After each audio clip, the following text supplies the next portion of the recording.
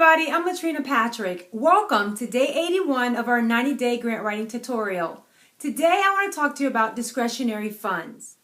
Discretionary funds are just like they sound. They are funds that are awarded at the discretion of the funder, which is usually a federal or a state funder when it comes to discretionary grants. And this money is typically given to a selected group of people, but it is a competitive process. So I'll give you an example. In my previous job, I've told you guys before that I work for the state government, and in this particular state office, we received a lot of our funding from the federal government. Well, for one particular funding project that we have with several organizations throughout the state, well, they'd already been awarded funding for a particular program, and the grant was well underway of a 3-year grant. Well, 18 months into the grant, we get a notice from the federal agency that funded us that says, hey, we have some discretionary funding available.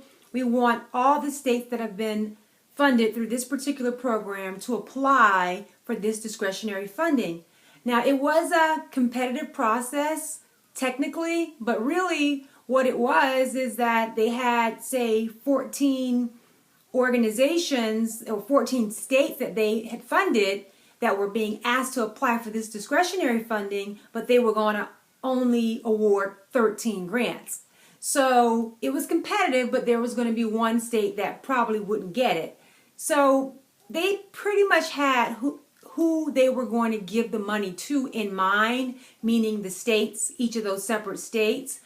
And it was money at their discretion that wasn't available prior to them awarding a 3-year grant, but the money somehow became available. I don't know the story behind that, but they came into some discretionary funds and decided to release those funds. So that's a term that you'll see, and there will be a funding announcement for it, but it will be very specific to a specific project and to a specific audience. So I thought this was a good term to throw out there for you today, just to educate you a little bit more in this whole grant writing and grant terminology thing that we're doing here. All right, so I hope that you find that helpful. If you have any questions or comments, please leave those for me here on my YouTube channel. If you haven't already, please subscribe to the channel so that you'll get immediate notification whenever I upload a new video.